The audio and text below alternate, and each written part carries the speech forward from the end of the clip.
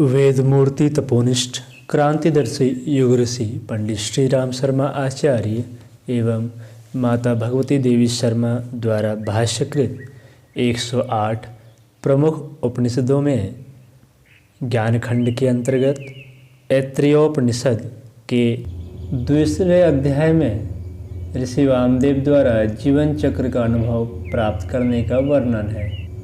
माता के गर्भ में जीव प्रवेश, उसका प्रथम जन्म, बालक रूप में बाहर आना द्वितीय जन्म तथा मरणोत्तर योनियों में जाना तीसरा जन्म कहा गया है। अथ द्वितीयो अध्यायः। पहले मंत्र में ऋषि कहते हैं, सर्वप्रथम यह जीव पुरुष के शरीर में गर्भ रूप से विराजमान रहता है। पुरुष के शरीर में स्थित जो वीर्य है वह पुरुष के समस्त अंगों से समुत्पन्न तेज है। पहले पुरुष आत्मस्थ तेज को अपने ही अंदर पोषित करता है। तदुपरांत जब वह इस वीर्य रूप तेज का स्त्री में सिंचन करके गर्भ रूप में स्थित रहता है, यह इसका अर्थात जीव का प्रथम जन्म है। इस मंत्र की व्याख्या करते हुए युग ऋषि लिखते हैं, वर्तमान प्रजनन विज्ञान अर्थात जेनेटिक साइंस भी वीर्य में गुण सूत्रों अर्थात क्रोमोसोम्स तथा जीन्स अर्थात जीवाणुओं में व्यक्तित्व की सभी विशेषताओं का समावेश मानता है। पुरुष के गर्भ में पुरुष का परिपाक यह उपनिषद की अपनी दृष्टि, पदार्थ विज्ञान की अपनी सीमाएं हैं। ऋषि उसमें चेतना का संकल्प युक्त तंत्र देखते हैं। दूसरे मंत्र में उपनिषद के ऋषि कहते हैं, जिस प्रकार स्त्री के अपने ही शरीर के अंग होते हैं, उसी प्रकार पुरुष द्वारा सिंचित वह वीर्य भी स्त्री से तादात्म्य स्थापित कर लेता है। अस्तु वह स्त्री को किसी प्रकार का कष्ट नहीं पहुंचाता। वह स्त्री अपने उदर में स्थापित पति के वीर्य रूप आत्मा का पोषण करती। मंत्र की व्याख्या करते हुए युग ऋषि लिखते हैं, सृष्टि के आदि में विराट पुरुष और प्रकृति संयोग जैसा ही यह संयोग होता है। तीसरे मंत्र में उपनिषद के ऋषि कहते हैं, वह पालन कर्त्री स्त्री पालनिया अर्थात अपने पति द्वारा पालन करने योग्य होती है। गर्भवती स्त्री प्रसव से पूर्व गर्भस्थ जीव का पालन करती है और वह पुरुष अर्थात पिता प्रसवोपरांत सर्वप्रथम जातकर्म आदि संस्कार से उस शिशु को सुसंस्कृत करता है। वह जीवनोपरांत शिशु को इस प्रकार संस्कारित करके उसकी उन्नति करके वास्तव में अपनी ही उन्नति करता है, क्योंकि इसी प्रकार लोक अर्थात 14 भुवन प्रवृद्ध होते हैं।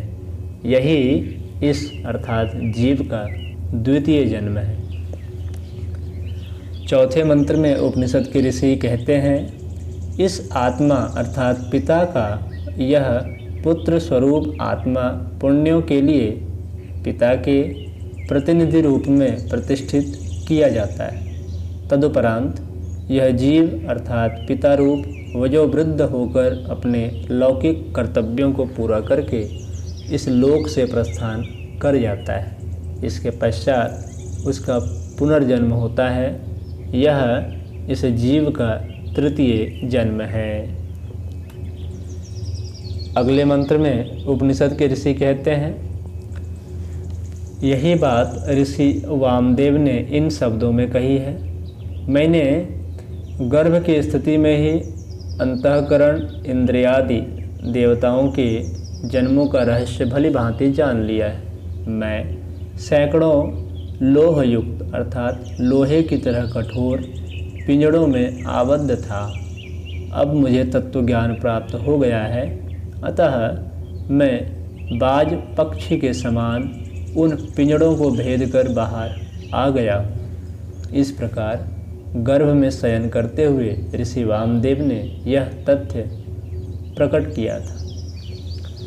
इस मंत्र की व्याख्या करते हुए युग ऋषि लिखते हैं, पदार्थ विज्ञानी पदार्थों की प्रयोगशाला में प्रवेश करके प्रयोगों द्वारा अनुसंधान करते हैं। चेतना विज्ञान के विज्ञानी ऋषिगण चेतना के प्रयोगशालाओं में संकल्प पूर्वक प्रवेश करके अनुसंधान करते थे। वे परम व्योम तक अपनी चेतना ले जाकर वेद के रहस्य प्रकट कर सकते थे और प्रकृति के सूक्ष्म घटकों में प्रवेश करके उनके विशेषताओं का साक्षात्कार कर लेते थे। ऋषि वामदेव ने अपनी आत्मचेतना को इसी अनुसंधान के लिए संकल्प पूर्वक गर्भ रूप में स्थापित किया तथा पूर्ण जागरूक रहकर चेतना के रहस्यों का अध्ययन किया। यही बात यहाँ स्पष्ट की गई है। 6वें मंत्र में ऋषि कहते हैं, वे ऋषि वामदेव यह ज्ञान अर्थात तत्व ज्ञान प्राप्त करके इस शरीर के विनष्ट होने के पश्चात इस लोक से उत्क्रमण कर अर्थात ऊर्ध्वगमन कर स्वर्ग में समस्त सुखों का उपभोग करते हुए अमृत तत्व को प्राप्त हो गए अर्थात अमर हो गए। इस वीडियो में इतना ही। ऐत्रेयोपनिषद के 3 अध्याय की स्वाध्याय अगले वीडियो में करेंगे।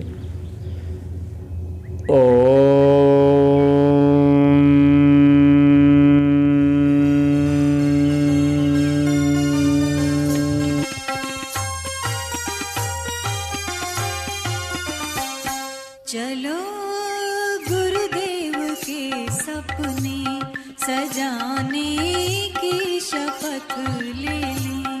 चलो गुरुदेव के सपने सजाने की शपथ